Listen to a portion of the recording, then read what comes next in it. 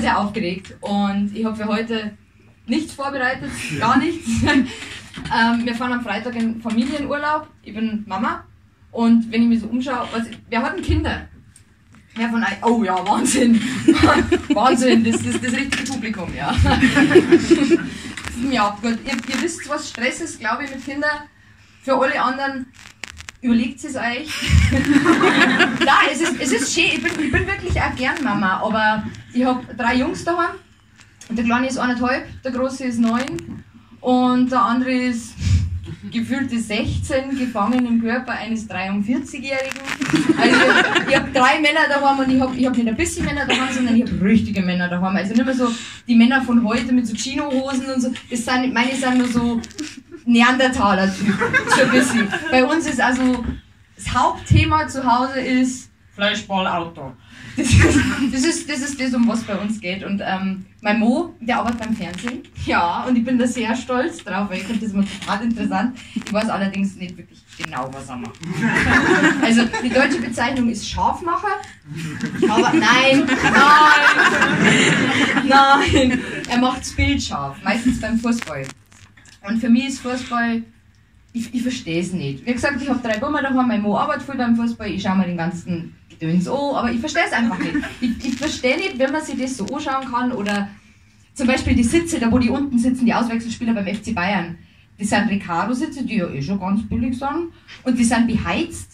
Die sind beheizt und mich hat das so schockiert, dass die Sitze beheizt sind. Also natürlich ist das für die Spieler gut, aber müssen die beheizt sein. Mir ist dieser ganze Fußball einfach ein bisschen zu groß. Bei den Kindern finde ich es nur süß, die freuen sich. Aber, weiß nicht, wer denkt sich denn auch sowas aus, so ein Sportart? Ich bin halt so Antisport einfach. Wie ist Fußball entstanden? Ich denke mal, Geburtsland, Mutterland des Fußballs ist England. Also wahrscheinlich in England.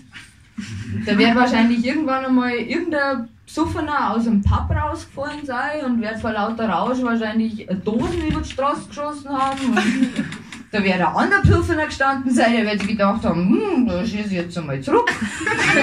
Das war der erste Doppelpass. Ich habe keine Ahnung, wie entsteht sowas? Ich habe versucht, das bei Wikipedia nachzulesen und nach dem 3. Absatz bin ich ausgestiegen, weil das ist mir echt... Nein, ich check's nicht. Ich check's einfach nicht. Ja, dann waren die 2 da und wir sind dann weitergegangen. Ich habe mir ja sagen lassen, der Fußball entwickelt sich über die Jahre. Das war ja nicht von Anfang an so, wie es jetzt ist. Wie hat er sich entwickelt? Ja gut, dann haben die 2 da hin und her gespielt und irgendwann sind 10 weitere besoffene Männer gekommen und haben dann mitgespielt. Die 2 Dicken haben sie ins Tor gestellt. Der britische Bobby ist vorbeigekommen und hat einen Schiri gemacht, dass sie nicht aufhören. Keine Ahnung, ich weiß es nicht. Ja, und dann ist wieder ein paar 100 Jahre weitergegangen und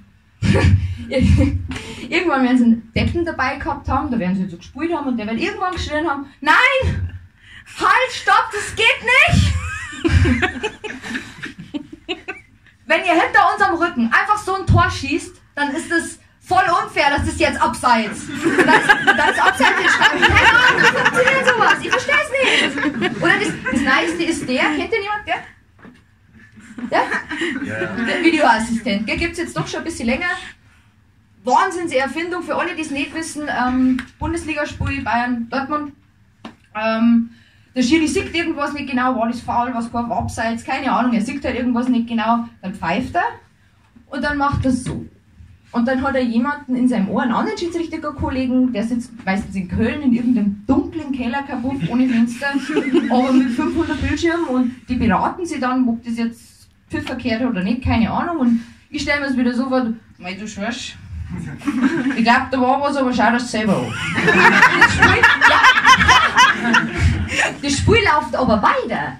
Also die Spieler stehen nur am Dings und dann macht der Schiri, aha. Und dann läuft er während des Spiels an den Spielfeldrand, da kommt ein kleiner Bildschirm hoch und da kann er sich dann den letzten Spielzug nochmal aus ganz vielen verschiedenen Kameraperspektiven anschauen. Und dann kann er ein ganz gerechtes Urteil fällen. Also, wie gesagt, ich verstehe es einfach nicht. Und mein Mo, der beim Fernsehen arbeitet, kann es mir auch nicht erklären. Das Einzige, was ich weiß, dass der Karl-Mund ist mittlerweile so gewampert, dass er bei Sky in keinen Stuhl mehr reinpasst. Du kannst einen eigenen Stuhl bauen müssen. Ja, das stimmt. Das ist das, was ich weiß. Über Fußball. Naja, was kann ich noch sagen? Leila, dein Lieblingssatz war, Schwangerschaft ist wie Krebs. Ja. Habe ich super gefunden. Weil ich bin ganz überraschend 30 geworden jetzt. Das ist wirklich immens schnell gegangen. Ich bin so schnell alt geworden und ich war mit 20. Ich war mit 20 ich war ein Feger. Nein, ich hab einen Busen gehabt. Ja. Du, die haben mich gefragt, ob der echt ist, des Öfteren bin ich darauf angesprochen worden. Ja. Aha. Und mit dem Alter hast du halt einfach auch irgendwie Probleme da weißt du mit 20 noch gar nicht, dass du das hast. Wirklich, du kannst dich auf viele Sachen freuen. Zum Beispiel, ich war ja schwanger jetzt erst und für mich mit 19, 20 ist mein Sommer so angegangen, dass ich mir einmal Zehennägel lackiert habe. Vielleicht habe ich es eingeschmiert und das war's. War fertig für den Sommer. Und jetzt war es so, wie gesagt, ich war schwanger, ich habe meine Füße längere Zeit nicht mehr gesehen. So um die 2 Jahre habe ich jetzt gerechnet, weil Schwangerschaft plus seitdem ich am Nachlauf. Genau, und dann habe ich mir jetzt gedacht, nach 2 Jahren könnte ich mal zur Fußpflege gehen. Und ja, war ich noch nie, interessant. Und das war so eine alte Frau und die ist dann gekommen und hat dann ein Skalpell dabei gehabt. Und ich so, was machen Sie da? Und dann sagt die nicht eiskalt zu mir, das kann man wegschneiden, Kinder, schauen Sie mich, zentimeterdick. Das wird zentimeterdick, wenn du da jetzt machst. Ja, ich mach das ernst. Das ist krass. Das ist krass. Ich habe in meiner Schwangerschaft ein Haar gehabt. Ich habe ein Schwangerschaftshaar gehabt auf meiner Brust. Das war schwarz, das wie ein Männerscham. Und das hab ich ewig lang gehabt. Am Ende der Schwangerschaft ist es ausgefallen. Ich habe mir nicht getraut, dass ich es wegmache. Das ist mehr gekommen. Das war voll schlimm. Genau, und da, weil Zeit jetzt aus ist, wollte ich nur sagen, Anjana, ihre Oma hat nicht gewusst, dass sie Anjana heißt. Sie hat ihr bis zum Schluss immer Andiana-Karten geschrieben, inklusive in die Geburtstagskarten. Nein, genau. Ja. Und danke an den Kroaten, was ist dein Name, Marco? Und an George, die sehr nett zu mir waren in der Pause. Danke, es hat mich gefreut, dass ich